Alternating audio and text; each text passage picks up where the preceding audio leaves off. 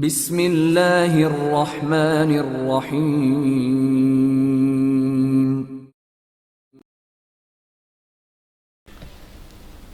Add लावा Imran series मुसन्निफ इब्ने सफ़ी। ये हमें कहाँ पर ले आया? जोसेफ चारों तरफ देखता हुआ बोला। मेरा तो दम घुट रहा है। जिमसन भी खामोशी से गिरदोपेश का जायजा ले रहा था। चारों तरफ खाली क्रेट और ड्रम बिखरे हुए थे। गालिबन किसी बहुत बड़े गोदाम का ऐसा हिस्सा था जहाँ सिर्फ काठ कबाड़ भरा रहता था। अजीब सी नागवार बू चारों तरफ फैली हुई थी और दिन को इतना अंधेरा था कि केरोसिन लैंप रोशन करना पड़ा था। गार्डों ने लड़कियों को किसी रिश्तेदार के घर भिजवा दिया था और इन दोनों को यहाँ ले आया था और इस वक्त मौजूद भी ना था। ये दोनों तन्हा थे। क्या कहा था तुमने? जेमसन ने थोड़ी देर बाद पूछा, लेकिन जोसेफ कुछ ना बोला। क्या बेहोश हो गए? जेमसन बोला। नहीं, अब बिल्कुल ठीक हूँ, जोसेफ ने कहा। तुम्हारे बॉस की इनायत है, उल्टे सीधे मशवरे देता रहता है, जेमसन बोला। बॉस को कुछ ना कहो, मेरा मसरफ ही यही है, जोसेफ ने कहा। तुम्हारा होगा।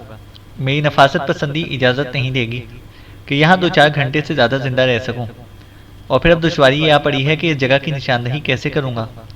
यहाँ इस गंदे इलाके में शायद ही कहीं फ़ोन भी हो, जेमसन बोला। सब्र करो, गार्डों को वापस आने दो, जोसेफ भराई हुई आवाज़ में बोला। इसकी वापसी से पहले मेरा दम निकल जाएगा, जेमसन ने कहा। निकल जाने दो, जोसेफ ने लापरवाही से कहा। अच्छा, अब तुम अपनी चोंच बंद रखो, मुझे कुछ सोचने दो, जेमसन बोला। फिर 1 घंटा गुजर गया, लेकिन गार्डो वापस नहीं आया था। पता नहीं इस बेचारे पर क्या गुजरी। 25-30 मिनट को कहकर गया था, जोसेफ बोला। अगर वाकई इस पर कुछ गुजरी है तो ये हमारा मकबरा बन जाएगा। मैं इस इलाके से वाकिफ नहीं हूँ, जेमसन ने कहा। मैं सोच रहा हूँ कहीं वो इन लोगों के हत्थे ना चढ़ गया हो, जोसेफ ने कहा। हो सकता है, जेमसन ने लापरवाही से कहा। फिर कुछ देर खामोश रहकर बोला। अगर वो 1 घंटा और ना आया तो हम यहाँ से निकल चलेंगे।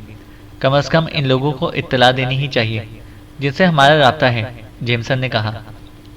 तुम्हारी मर्जी, मैं तो हर वक्त तैयार हूँ, जोसेफ बोला। जेमसन कुछ कहने वाला था कि पैरों की चाप सुनाई दी।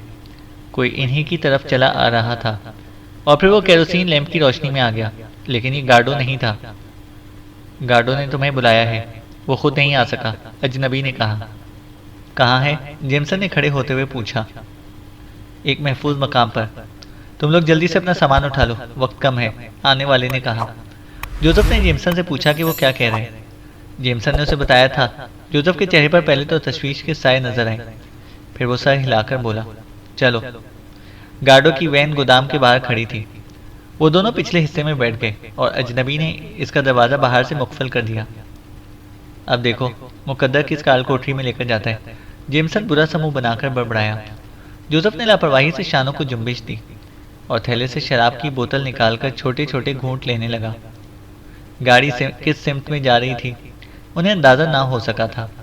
रफ्तार बहुत ज़्यादा तेज़ थी। दफातन जेमसन ने अपनी नाक में जलन सी महसूस की और फिर सांस भी घुटती हुई महसूस हुई। जोसेफ ने बोतल में कॉग लगाकर इधर उधर देखना शुरू कर दिया। बिल्कुल ऐसा ही महसूस होता था जैसे नजर न आने वाला धुआं इनके फेफड़ों में समाया जा रहा हो। ये क्या बला है? वो भराई हुई आवाज में बोला और जेमसन का गला इस हद तक रंध गया कि वो बोल ही ना सका। फिर दूसरे ही लम्हे में वो सीट से नीचे गिरकर बेहसो हरकत हो गए। आगाज सफ़र तो इनके होश में हुआ था, लेकिन इनके फरिश्तों को भी इल्म ना हो सका कि कितनी मुसाफत तय करने के बाद इस सफ़र का इख्तिताम हुआ था। जब होश आया तो वो किसी तकलीफदेह जगह पर चत पड़े हुए थे। इनके हाथों में हथकड़ियाँ थीं। वहाँ सिर्फ वही दोनों नहीं थे, गार्डो भी इनके करीब ही इसी हालत में पड़ा हुआ था। मुझे अफसोस है कि मैं तुम्हारी हिफाजत ना कर सका, वो इन्हें होश में देखकर भराई हुई आवाज़ में बोला। मगर ये हुआ कैसे? जेमसन ने इसके सर पर इसकी तरफ सर घुमाकर पूछा। मैं तुम दोनों को वहाँ आर्जी तौर पर छोड़कर एक खाली मकान की कुंजी हासिल करने निकला था कि उन्होंने मुझे एक जगह पर घेर लिया। तुम शायद नहीं जानते कि हम सचमुच भेड़ियों के चुंगल में फंस गए हैं, गार्डो कह रहा था। नहीं, जेमसन के लहजे में हैरत थी। यकीन करो, उन्होंने मुझसे पहला सवाल यही किया था कि मैंने नीना के आदमियों को ठिकाने लगाकर इनका निशान क्यों इस्तेमाल किया था। बहरहाल उन्होंने मुझे ऐसी धमकी दी कि मजबूर होकर मुझे इनको तुम्हारा पता बता देना पड़ा, गार्डो ने कहा। कैसी धमकी? जेमसन ने पूछा। उन्होंने कहा था कि मेरी बहनों को पकड़ लेंगे अगर मैंने तुम्हारा पता ना बताया। इन्हें इल्म था कि मैं पोर्शिया और सिल्विया को कहाँ पर छोड़कर आया हूँ, गार्डो ने कहा। तुमने बहुत अच्छा किया। बच्चियों पर आंच आने से पहले हम खुद ही मर जाना पसंद करते, जोसेफ पहली बार बोला। गार्डो खुद को कितना बेबस महसूस कर रहा है। काश इससे पहले वो खुद ही मर गया होता। अपने मेहमानों की भी हिफाजत ना कर सका, गार्डो ने कहा। तुम इसकी बिल्कुल परवाह मत करो। अगर आसमान वाले को हमें जिंदा रखना मंजूर है तो वो हर हाल में हमारी हिफाजत करेगा। लेकिन मैं नहीं समझ सकता कि आखिर यहाँ के भेड़िए हम परदेसियों से क्या चाहते हैं, जोसेफ ने कहा। गार्डो कुछ ना बोला। जेमसन भी खामोश था। वो गालिबन किसी बड़े कमरे में पड़े हुए थे। बाएं जाने वाली फ्रेंच विंडो से सर्द हवा के झोंके मुसलसल आ रहे थे और वो दूर पहाड़ों के ऊपर फूलने वाली खुशरंग शफक को देख सकते थे। शायद ही किसी इमारत की ऊपरी मंजिल थी। कहीं करीब ही अबाबीलों का कोई शोर मचाता हुआ गौल बसेरा ले रहा था। क्या तुम्हारा कोई तीसरा साथी भी है? दफतन गार्डो ने पूछा। क्या मतलब? जेमसन हिकलाया। तुम्हारे होश में आने से कबल एक पदहियत आदमी यहाँ आया था और मुझसे तुम्हारे तीसरे साथी के मुतालिक पूछ रहा था। मैंने ला इल्मी जाहिर की तो इसने इसकी पहचान बताकर पूछगिछ शुरू कर दी थी, गार्डो ने कहा। क्या पहचान बताई थी? जोसेफ ने भराई हुई आवाज में पूछा। सूरज से बिल्कुल बेवकूफ मालूम होता है, गार्डो बोला। सूरज से तो हम दोनों ही बेवकूफ लगते हैं, जेमसन ने कहा। नहीं, ना वो नेग्रो है और ना तुम्हारी तरह दुबला पतला, गार्डो ने कहा। हमारे बारे में तुमने क्या बताया? जोसेफ ने सवाल किया। तुम्हारे बारे में इसके अलावा और क्या जानता हूँ कि फेनीली ने तुम्हें मेरे पास इसलिए भिजवाया था कि इसके ग्राहक वहाँ किसी नेग्रो की मौजूदगी पसंद नहीं करते थे, गार्डो ने कहा। बहरहाल तुम फिक्र ना करो, अब इन भेड़ियों का वक्त करीब आ गया है, जेमसन बोला। गार्डो ने कहका लगाया था इस बात पर। हाँ हाँ, हमें खुशी रहना चाहिए, जोसेफ ने कहा। बस अब खामोश रहो, गार्डो ने नाखुशगवार से लहजे में कहा। अगर तुम मुझे पहले ही बता देते कि यहाँ तुम लोगों की मौजूदगी की कोई खास मकसद रखती है तो मैं इस तरह मार ना खाता। खुद भी होशियार रहता और तुम्हें भी मशवरे देता। कोई कुछ ना बोला। थोड़ी देर बाद कदमों की चाप सुनाई दी। किसी ने कमरे में आकर रोशनी की और दरवाजे के करीब इन्हें देखता रहा, फिर वो चला गया। ये फ्रेंच विंडो बंद कर दी जाती तो बेहतर था। मैं सर्दी महसूस कर रहा हूँ, जेमसन ने कहा। आवाज दो अपने गुलामों को आकर बंद कर दें, गार्डो जहरीली हंसी के साथ बोला। अरे कोई है? जेमसन ने अहमकाना अंदाज में हाँक लगाई और फिर हलक फाड़ कर गाने लगा। क्या पागल हो गए हो? खामोश रहो, गार्डो ने जोर से कहा। इसे भूख लग गई होगी। जब तक कुछ खाने को ना मिल जाए इसी तरह हलक फाड़ता रहेगा, जोसेफ बोला। दफतन दरवाजे के करीब से किसी ने ललकारा। क्यों शोर मचा रखा है? सुनो प्यारे भाई, मेरी हथकड़ियां पैरों में डाल दो और मुझे एक गिटार ला दो, जेमसन गिड़गिड़ाया। ललकार वाले ने करीब आया। ये कवियुल जस्सा और बधियत आदमी था। तो तुम दोनों भी होश में आ गए? वो इन्हें घूरता हुआ गुर्राया। हाँ सिन्योर, लेकिन हमारा ये हशर क्यों? हम तो गाने बजाने वाले लोग हैं, जेमसन बोला। तुम्हारा नाम जेमसन है? तुम कभी हिप्पी हुआ करते थे। और ये जोसेफ मोगोंडा, आने वाले ने कहा। दुरुस्त है सिन्योर, जेमसन ने कहा। इमरान खां है, आने वाला बोला। अरे बाप रे, सचमुच मारे गए। तो ये चक्कर था। सुन लिया तुमने काले आदमी, जेमसन कपकपाती हुई आवाज में बोला।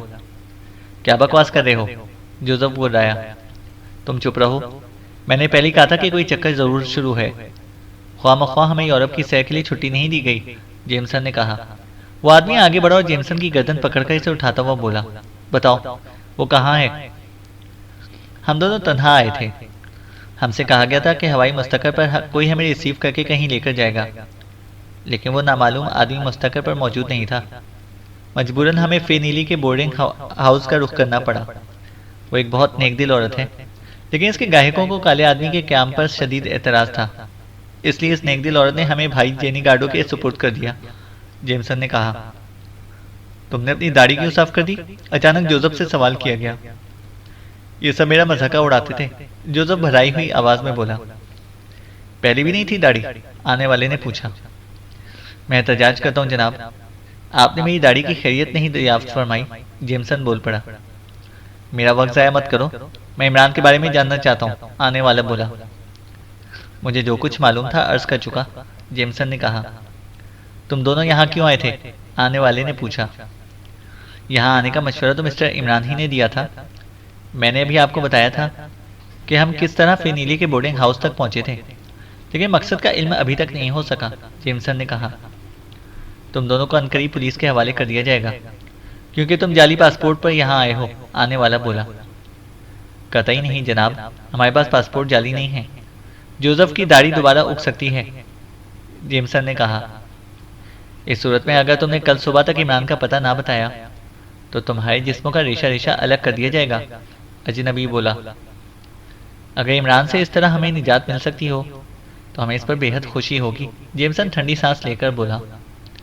क्या मतलब? आने वाला चौंका। हम इसके लिए काम करके खुश नहीं होते, जेमसन ने कहा। गुफ्तगू अतालवी में हो रही थी, वरना जोसेफ जरूर मुदाखलत कर बैठता। बदहियत आदमी शायद इन दोनों से इस हद तक वाकिफ था कि उसने जोसेफ से अंग्रेजी ही में सवालात किए थे, लेकिन नहीं, मुझे सिर्फ अपने बारे में ये कहना चाहिए। जोसेफ तो इसका ज़रख़रीद गुलाम है, इसे गद्दारी नहीं करेगा, जेमसन कहता रहा। बदहियत आदमी चंद लम्हे से गौर से देखता रहा, फिर दरवाजे की तरफ मुड़ता हुआ बोला, तुम मेरे साथ आओ। जेमसन ने अपने साथियों की तरफ देखकर बाएं आंख दबाई और इसके पीछे हो लिया। वो अल्बर्टो सनालिनी ही बना रहा और नीना बीवी की हैसियत से इसकी हमसफर रही। कस्बा लाई टैबो तक उन्होंने बस के जरिए सफ़र किया था और सरे शाम मंजिल मकसूद तक पहुंच गए थे। ये इलाका नीना का देखा भाला था, इसलिए क्याम के लिए एक मुनासिब सी जगह भी मिल गई। बड़ा खूबसूरत माहौल था इस इलाके का। झील के गिर्द की पहाड़ियाँ सरसब्ज़ शादाब थीं, जिन पर जगह जगह साफ सुथरी इमारतें नजर आती थीं। झील के चारों तरफ छोटे छोटे हट बिखरे हुए थे। मैं बाहर के मौसम का कुछ हिस्सा यहाँ गुजारती हूँ, नीना ने कहा। क्या फ़ायदा होता है इससे? इमरान ने पूछा। बहुत फ़ायदा होता है, शहर की मसरूफ़ ज़िंदगी से कुछ दिनों के लिए पीछा छूट जाता है, नीना ने कहा। क्या किसी ने तुम्हें शहर की मसरूफ़ ज़िंदगी गुजारने पर मजबूर कर रखा है? मुस्तकिल तौर पर यहीं रहा करो। तुम किसी बात का सीधी तरह जवाब देना भी जानते हो या नहीं? नीना बोली। मुझे बेहद अफसोस है, मुझे औरतों से गुफ्तगू करने का सलीका नहीं है, वो अहमकाना अंदाज में बोला। मैं सिखा दूंगी, वो इसकी आंखों में देखती हुई मुस्कुराई। अब मुझे क्या कहना चाहिए इस पर? इमरान बोला। मेरा शुक्रिया अदा करो। सच बताओ, कभी किसी से मोहब्बत भी की है तुमने? नीना ने पूछा। शादी ही नहीं की, फिर मोहब्बत कैसे करता? इमरान बोला। मोहब्बत के लिए शादी तो ज़रूरी नहीं है, नीना ने कहा। हमारे यहाँ जिससे शादी होती है सिर्फ उसी से मोहब्बत की जा सकती है। किसी गैर औरत से मोहब्बत का तस्वुर यहूदी साजिश का नतीजा है, इमरान बोला। खुदा के लिए बात बात पर अपना अरब होना मत जताओ।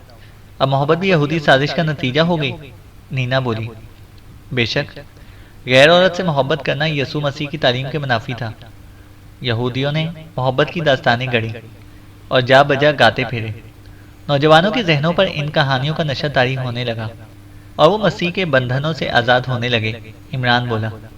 बस बस, बोर मत करो, हम किसी नेक काम की नीयत से नहीं निकले हैं, नीना हाथ उठाकर बोली। मुझे सिर्फ अपने चाकू से मोहब्बत है, जो मेरी राह में हाइल होने वालों का लहू चाट लेता है, इमरान ने कहा। यह भी गालिबन मसीह की तालीम का कोई जजू होगा, नीना ने तंजिया कहा। मसीह का नाम तो मैंने यहूदियों की जिद में लिया था, मुझे किसी से भी दिलचस्पी नहीं। मेरा मजहब खंजर की धार है, इमरान ने कहा। अभी तक तो सिर्फ जहनी जंग की माहिर नज़र साबित हुए हो, नीना ने कहा। कभी चाकू के हाथ भी देख लेना, इमरान बोला। अच्छा सुनो, क्या मेरा एक मशवरा कबूल करोगे? दफतन पुरतफक्कुर लहजे में नीना बोली। ज़रूर ज़रूर। अब अल्बर्टो सनालिनी वाला किस्सा ख़त्म कर दो, नीना ने कहा। मैं समझा नहीं, इमरान ने कहा। अगर इसकी जान पहचान का कोई आदमी मिल गया तो तुम दुश्वारी में पड़ोगे। ये एक ऐसी तफरीगाह है जहाँ ज़्यादातर सरकारी ऑफिसर छुट्टियाँ गुजारते हैं, नीना ने कहा। अगर ऐसा है तो तुमने माकूल मशवरा दिया है, अच्छी बात है। तो फिर वही अलजायरी अब्दुल मन्नान, इमरान बोला। वो तो असली शक्ल है ना तुम्हारी, नीना ने कहा। 100% असली, इमरान बोला। पता नहीं क्यों, असली शक्ल से बिल्कुल अहमक लगते हो, नीना बोली। हशीश की तिजारत ने सेहत से ज़्यादा चेहरे पर असर डाला है। बहरहाल अब हमें क्या करना चाहिए? इमरान बोला। हम यहाँ क्यों आए हैं? वो इसे घूरती हुई बोली। डानो मोरेली की तलाश में, इमरान ने कहा। और तुम ख्वामख्वाह मेरे लिए खतरे में पड़े हो? नीना ने सवाल किया। इसका सही जवाब मैं अभी नहीं दे सकूंगा। बहरहाल तुम खतरे में थी, कैम्बर्टी बाउल में बैठी रहकर नुकसान में रहती, इमरान ने कहा। फिर वो इस इमारत की तलाश में निकले थे जिसके बारे में फ्रांसिया के खानगी जासूस से मालूमात हासिल हुई थी। अब्दुल मन्नान ने अपने मेकअप में तब्दीली नहीं की थी। नीना ने एक बार फिर उसे समझाने की कोशिश की कि वो इस मेकअप की वजह से जहमत में पड़ सकता है। जवाब में उसने कहा था कि फ़िलहाल वो मेकअप इसके लिए ज़रूरी है। पहाड़ी पर बनी हुई अलग थलग इमारत बड़ी शानदार थी। पुरानी वजह की थी, लेकिन इसमें कुछ जदीद तरीन तब्दीलियाँ की गई थीं। इमारत के मुकाबिल एक टीले पर पहुंचकर वो रुक गए। एक फ्रेंच विंडो बिल्कुल इनके सामने थी और पूरी तरह रोशन नजर आ रही थी। क्या इसी वक्त कुछ कर गुजरने का इरादा है? नीना ने इसके शाने पर हाथ रखकर पूछा। हालात पर मुनहसर है, उसने कहा और थैले से दूरबीन निकाल ली। इस अंधेरे में दूरबीन क्यों निकाली है? जरा रोशन खिड़कियों का जायजा लूं। इस फ्रेंच विंडो में कुछ लोग नजर आ रहे हैं। इसे कहते हुए दूरबीन आंखों से लगाई और दूसरे ही लम्हे बोला, वाह, वहां तो 3 आदमी फर्श पर चत पड़े हुए हैं। खूब खूब, एक स्याफ आम भी है, इमरान ने कहा। मुझे देना। नीना ने मुस्तरिबाना अंदाज में दूरबीन पर हाथ डाल दिया। अब वो फ्रेंच विंडो की तरफ देख रही थी। दफतन बोल उठी, ओह मोरेली, वो कमरे में दाखिल हुआ है। बेशक इनमें से एक स्याफ आम आदमी मालूम होता है। शायद वो दोनों इसके हत्थे चढ़ गए हैं, मगर तीसरा कौन है? इससे दोबारा दूरबीन उसे पकड़ा दी। ओह, तो ये है मोरेली। खासी खौफनाक सूरत वाला है, इमरान ने कहा। पता नहीं इन लोगों का क्या चक्कर है, नीना ने कहा। बहुत जल्द मालूम हो जाएगा, इमरान बोला। क्या मतलब? नीना ने पूछा। कुछ नहीं। ओह, इनमें से एक को इसने उठाकर खड़ा कर दिया है। खूब, इसके हाथों में हथकड़ियां हैं। वो इसे कुछ कह रहा है, इमरान कहता जा रहा था। लाओ देखो, नीना ने दूरबीन के लिए हाथ बढ़ा दिया। नहीं, ठहरो, वो जा रहे हैं और इसके पीछे वो आदमी है जिसके हाथों में हथकड़ियां हैं। वो दोनों चले गए। अब देखो, ये कौन है जिसे फ्रेंच विंडो की तरफ सर घुमाया है? इसे दूरबीन नीना को थमा दी। ये तो जेनी गार्डो मालूम होता है। ये भी पकड़ा गया। हो सकता है कि कुछ देर बाद यहाँ से 3 बंडल बरामद हों और लागोडी बोल्सीना में गर्क कर दिए जाएं, नीना ने कहा। मेरी मौजूदगी में ये नामुमकिन है। अब तुम हट जाओ, मेरा इंतजार करना, इमरान ने कहा। ये नामुमकिन है, मैं बहरहाल तुम्हारे साथ ही रहूंगी, नीना ने कहा। क्या तुम दरख्त पर चढ़ सकती हो? इमरान बोला। फिर बेवकूफ़ी की बातें शुरू कर दी, नीना ने कहा। नहीं, मैं इस दरख्त की बात कर रहा हूँ जिसकी एक शाख फ्रेंच विंडो पर झुकी हुई है, इमरान बोला। मैं तुम्हें इस हिमाकत की इजाज़त नहीं दूंगी। पता नहीं इमारत में कितने आदमी हों, नीना ने कहा। मुरली से टटोलने वाली नजरों से देखे जा रहा था और जेमसन की जबान कैंची की तरह चल रही थी। मैं गलत नहीं कह रहा, फाकों से तंग आकर मैंने इसके लिए काम करना शुरू किया था। अब गर्दन तक फंस चुका हूँ। अगर मुझे सिर्फ एक बार ही मौका मिल जाए तो मैं निकल भागूंगा। वैसे असल आदमी तो X2 है। इमरान भी एक आलेकार की हैसियत से ज्यादा नहीं रखता, जेमसन कहता जा रहा था। कर्नल हॉरिशियो पर तो इमरान ही ने हाथ डाला था, मुरली इसे घूरता हुआ बोला। खुदा की पनाह, तो ये किस्सा है। क्या तुम वही एजेंट हो जिसे X2 को डबल क्रॉस किया था? जेमसन के लहजे में हैरत बनावटी नहीं थी। फजूल बकवास सुनने के लिए तुम्हें यहाँ नहीं लाया गया, बोला गया। तब फिर साफ साफ सुन लो कि मैं इमरान के बारे में कुछ भी नहीं जानता। अगर तुम इसके अहवाल से थोड़ी बहुत वाकफियत रखते हो तो तुम्हें इल्म होगा कि काला आदमी मेरी निस्बत इससे ज्यादा करीब है, जेमसन ने कहा। मैं तुम दोनों की खाल उतार दूंगा, कहकर मुरैली ने किसी को आवाज दी। एक आदमी कमरे में दाखिल हुआ। उन दोनों को भी लाओ, उसने उससे कहा। जेमसन सख्ती से होंठ बेंचे खड़ा था। इसकी स्कीम फेल हो गई थी। वो मुरैली को शीशे में नहीं उतार सका था।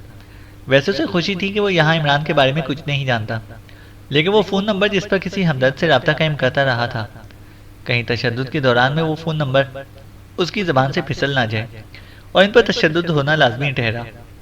थोड़ी ज़रूरी नहीं कि इन पर नज़र रखने वाले अब भी इनके अहवाल से वाकिफ़ हों। थोड़ी देर बाद जोसेफ और गार्डो भी इसी कमरे में पहुंचा दिए गए। जोसेफ ने जेमसन को घूर कर देखा था और फिर मोरेली की तरफ मुतवज्जा हो गया था। जोसेफ मोगोंडा, मोरेली सर्द लहजे में बोला, तुम्हारा आखिरी वक्त करीब आ गया है। यह तालवी नहीं जानता, जेमसन बोल पड़ा। मैं जानता हूँ, मोरेली ने कहा और यही जुमला अंग्रेजी में दोहराता हुआ बोला, सिर्फ 15 मिनट दे रहा हूँ। अगर तुमने इमरान का पता ना बताया तो जिंदा आग में झोंक दिए जाओगे। आसमान वाला मुझ पर मेहरबान है मिस्टर, कि मैं बॉस का पता नहीं जानता। अगर जानता भी होता तो तुम मुझसे ना उगलवा सकते, जोसेफ ने कहा। ये बिल्कुल ठीक कह रहे हैं, जेमसन बोला। तुम खामोश रहो, मोरेली गुर्राया। मेरा मतलब था, क्या यहाँ कोई ऐसी कुर्सी नहीं जिस पर बिठाकर तुम मशीनी जराये से हमें सब कुछ उगल देने पर मजबूर कर दो, जैसे कर्नल होरेशियो ने एक्स2 से मुतालिक मालूमात हासिल करने की कोशिश की थी, जोसेफ ने कहा। इस बकवास का मतलब, मोरेली ने कहा, तुम्हें भी आसानी होगी और हम पर भी इसकी जिम्मेदारी ना होगी कि हमने उगल दिया है, जेमसन बोला। मैं समझ गया कि तुम क्या चाहते हो। मोरेली के होंठों पर खौफनाक सी मुस्कुराहट नमूदार हुई। दफतन जोसेफ उर्दू में बोला, ये वो आदमी नहीं है जिसका तस्वीर हमारे पास था। मैं भी देख रहा हूँ, अंधा नहीं, चुपचाप खड़े रहो, जेमसन ने बुरा समूह बनाकर कहा। मोरेली ने डपट कर पूछा कि इन दोनों ने एक दूसरे से क्या कहा था। शराब मांग रहा था, जेमसन बोला। हर वक्त पीता रहता है, कई घंटे से नहीं मिली। कम से कम 6 बोतलें इसके सामने रखो, शायद तरंग में आकर बता ही दे कुछ जो कुछ जानता है। बकवास मत करो, सबसे पहले मैं गार्डो को जबा करूंगा। हो सकता है कि इस दौरान में तुम दोनों को अकल आ जाए। ये कहकर इसे मेज के पाए से लगा हुआ एक बटन दबाया था। जेमसन ने गार्डो की तरफ देखा और इसके चेहरे से जरा बराबर भी मुतरश्शे नहीं होता था कि वो खौफ है।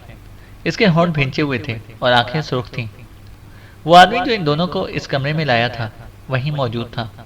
दफतन मोरेली गुस्सीले लहजे में बोला, जाओ देखो वो आए क्यों नहीं। वो दरवाजे से निकला ही था कि उछलकर फिर कमरे में आ गिरा। बिल्कुल ऐसा ही लगा था जैसे किसी ने इसको उठाकर कमरे के वस्त में फेंक दिया हो। मोरेली तेजी से दरवाजे की तरफ बढ़ा था, लेकिन दूसरे ही लम्हे में एक आदमी दाखिल हुआ और अपना दाहिना हाथ उठाकर बोला, कानून के नाम पर। मोरेली जहां था वहीं रुक गया। तीनों कैदी भी दरवाजे की तरफ मुड़े थे। तुम्हें अंदर दाखिल होने की जुर्रत कैसे हुई? मोरेली धाड़ा। मैंने कानून का हवाला दिया था, नवारिद ने नरम लहजे में कहा, और फिर एक औरत कमरे में दाखिल हुई। इस पर नजर पड़ते ही मोरेली उछल पड़ा। नीना साइरो? हाँ सिनियोरा डानो मोरेली, नीना ने कहा। मोरेली के आदमी ने फर्श पर पड़े ही पड़े रिवॉल्वर निकाल लिया था, लेकिन जोसेफ ने हथकड़ियों समेत इस पर छलांग लगाई और रिवॉल्वर चिकने फर्श पर फिसलता हुआ औरत के करीब पहुंच गया। इसने बड़े इत्मीनान से झुककर उसे उठा लिया। अचानक मोरेली कुछ लोगों के नाम ले लेकर चीखने लगा। ख्वामख्वाह हलक ना फाड़ो, वो सब उसी कमरे में बेहोश पड़े हैं जहाँ ताश खेल रहे थे, अजनबी पुरसकून लहजे में बोला। तुम कौन हो? मोरेली ने कहा। कानून का एक मुहाफिज। तुम्हें क्या हक पहुंचता है कि तुम इन तीनों को हथकड़ियां पहनाओ? आने वाले ने कहा। इस दौरान में जोसेफ ने मोरेली के आदमी को रगड़ डाला था। वो जल्दी ही बेहसो हरकत हो गया था। शनाख्तनामा देखे बगैर मैं तुम्हारे बयान पर यकीन नहीं करूंगा, मोरेली ने कहा। उसने जेब से शनाख्तनामा निकालकर इसकी तरफ उछाल दिया। मोरेली ने इसे हाथों पर रोका और बगौर देखने लगा। ये भेड़ियों का सरबराह है सिनियोर, दफतन गार्डो भराई हुई आवाज में बोला। हम तीनों इसके राज से वाकिफ हो गए थे। तुम चुप रहो, मोरेली पैर पटक कर धाड़ा। चीखो मत, मेरे साथ एक खातून भी है, नवारिद बोला। अल्बर्टो सनाली ने, मुझे हैरत है कि तुम मुझे नहीं जानते, मोरेली ने नरम लहजे में कहा। ये तीनों चोर हैं। तुमने मशहूर बदमाश डैनी गार्डो का नाम जरूर सुना होगा, वो रहा। और तुम एक बदमाश औरत के कहने पर यहाँ दौड़े चले आए हो। नीना ने झपट कर एक थप्पड़ मोरेली के गाल पर रसीद किया। शायद इससे हिमाकत ही सरजद हुई थी, क्योंकि दूसरे ही लम्हे में मोरेली ने इसके बाएं हाथ से रिवॉल्वर छीन लिया, जिसे कुछ ही देर पहले इसे फर्श से उठाया था। फिर इसे धक्का दे दिया था और इन दोनों पर रिवॉल्वर तान कर बोला, अपने हाथ ऊपर उठाओ। नीना के हाथ गैर इरादी तौर पर ऊपर को उठ गए, लेकिन इसका साथी बदस्तूर लापरवाही से खड़ा रहा। फिर वो आहिस्ता से दाएं जानिब को हटा। गोली मार दूंगा, मोरेली ने धमकी दी और पीछे हटकर फिर मेज के पाए से लगा बटन दबाने लगा। बताओ, इस औरत ने तुमसे क्या कहा था? इसने रिवॉल्वर को जुम्बिश देकर सवाल किया। इसने कोई खास बात नहीं कही थी, लेकिन जैनी गार्डो ने तुम पर जो इल्ज़ाम आयद किया है, इसकी जवाबदेही के लिए तैयार हो जाओ, नवाइद ने कहा। मैं तुम्हें यहीं दफन कर दूंगा, इसको जवाबदेही समझ लेना, मोरेली बोला। तो तुम्हें एतराफ़ है कि तुम भेड़ियों के सरबराह हो, आने वाले ने कहा। हाँ, मैं एक भेड़िया हूँ, सरबराह समझ लो। फिर मोरेली बोला। अभी बताता हूँ, वो कहता हुआ एक कदम आगे बढ़ा ही था कि मोरेली ने फायर कर दिया। इसने एक जानिब को छलांग लगाई, मोरेली ने दूसरा फायर किया, वो भी खाली गया। फिर तीसरा, चौथा, पांचवा और छठा, और इसके बाद इसने मोरेली पर छलांग लगाई थी। वाह वाह मेरे दिलेर, मेरे जाले अरब, नीना उछल उछल कर तालियां बजा रही थी। कमाल है, कमाल है। जेनी गार्डो के दांत निकले पड़ रहे थे। जोसेफ और जेमसन खामोश खड़े एक दूसरे की तरफ देख रहे थे, जैसे इन्हें इस वकूए पर यकीन ही ना आ रहा हो। अजनबी का मुक्का मोरेली के जबड़े पर पड़ा था, लेकिन ऐसे ही मालूम हुआ था जैसे इसने किसी दीवार पर मुक्का मारा हो। फिर मोरेली इससे लिपट गया। अब हमें क्या करना चाहिए? जेमसन बड़बड़ाया। कुछ भी नहीं, बहुत जानदार आदमी मालूम होता है, इसे ठीक कर देगा। पता नहीं ये कौन है। अगर नीना का शादी हुआ तो मेरे लिए बदस्तूर खतरा बाकी है, गार्डो ने कहा। तुम्हारे लिए कोई खतरा नहीं है भाई गार्डो, जोसेफ भराई हुई आवाज में बोला। तुम्हारे लिए हम अपनी जानें भी दे देंगे। हमारी हथकड़ियाँ, जेमसन चारों तरफ देखता हुआ बोला। मुरली ने उछल को अजनबी को दूर उछाल दिया था। वो फिर उठा और किसी लड़ाके मुर्ग की तरह हमले का पहलू तलाश करता हुआ उसकी तरफ बढ़ने लगा। अंदाज ऐसा ही था जैसे मुरैली से खौफजदा हो। मुरैली से महसूस करते ही शेर हो गया। इसने अजनबी पर छलांग लगाई और अपने ही जोर में मुंह के बल फर्श पर चला आया। दूसरे लम्हे में अजनबी इसकी पुश्त पर सवार था, लेकिन मुरैली ने इसे फिर से उछाल फेंका। इतनी मोहलत ही नहीं दी थी कि वो इसे अपने पैरों से जकड़ सकता। इसके बाद वो खुद भी उठ ही रहा था कि अजनबी की ठोकर इसकी पेशानी पर पड़ी और वो करिया सी आवाज के साथ दूसरी जानिब को उलट गया। दूसरी ठोकर बाएं पहलू पर पड़ी, तीसरी थोड़ी पर। फिर मुरैली उठ नहीं सका था। ठोकरें खा खा कर हलक फाड़ता रहा। जरा सी ही देर में वो बेसुध सा हो गया। अल्बर्टो ने इसकी जेबें टटोल कर कुछ चीजें बरामद की, जिनमें हथकड़ियों की चाबियां भी थीं, और वो तीनों आजाद हो गए। तुम तीनों भाग जाओ, अल्बर्टो बोला।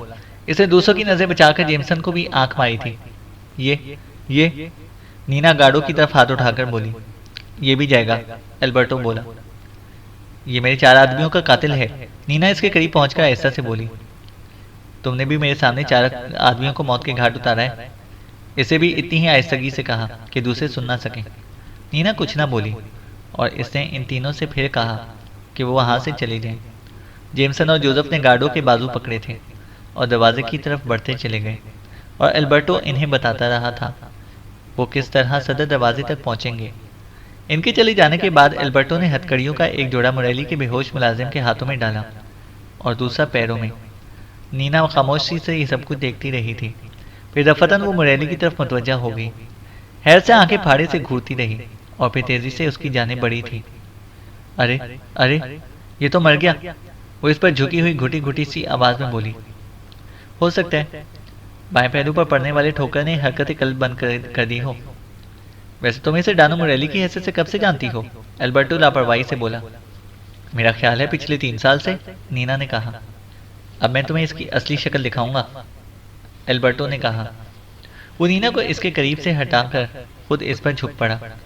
करीबी पड़े हुए अपने थैले से कोई सियाल निकाला और इसके चेहरे के बाज हिस्सों को तर्क करने लगा। थोड़ी देर बाद कोई नहीं कह सकता था कि वो मुरैली है। ये कौन है? मैं तो इसे नहीं जानती, नीना ने कहा।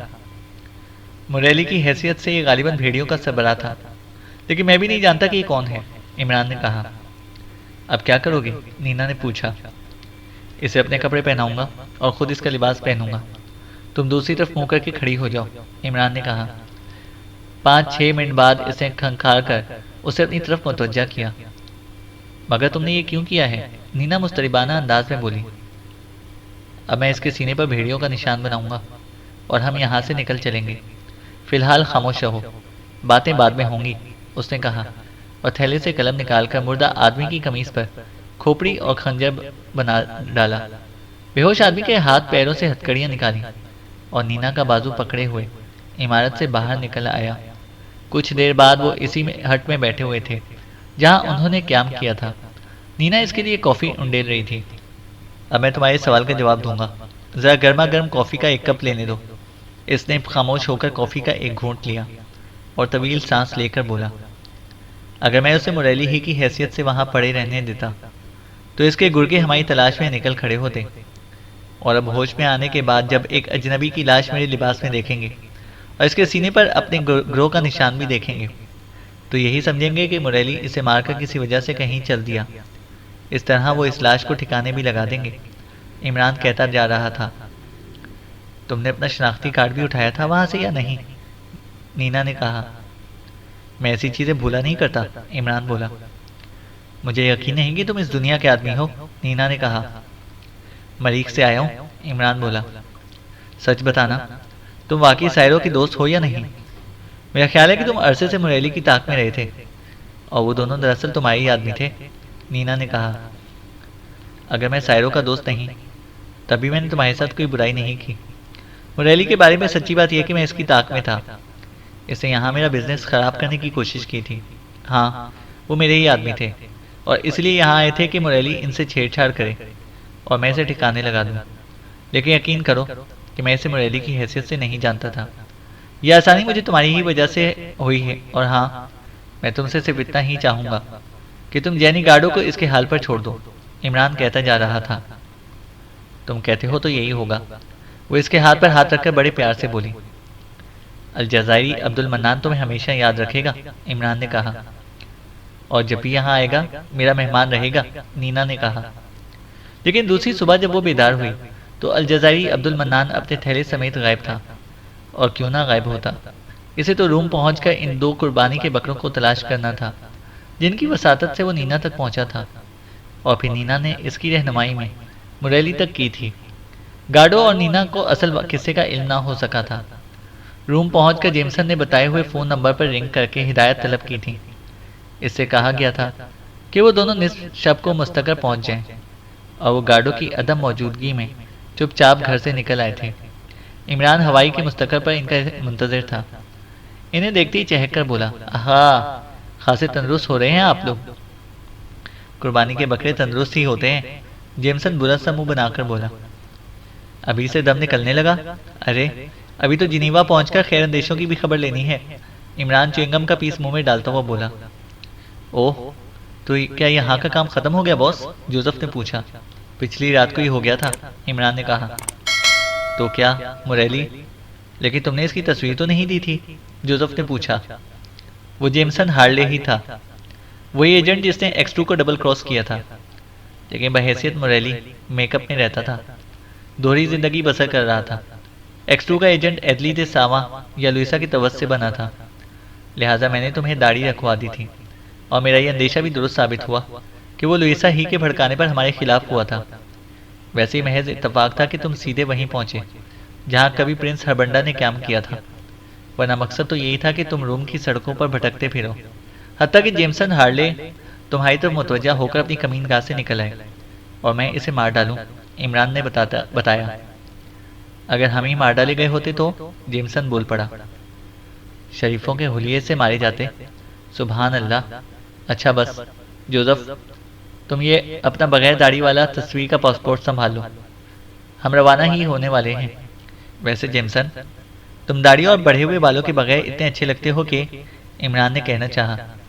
प्लीज योर मैजेस्टी, जेमसन ने एहतजाजन कहा और बुरा सा मुंह बनाते हुए दूसरी तरफ देखने लगा।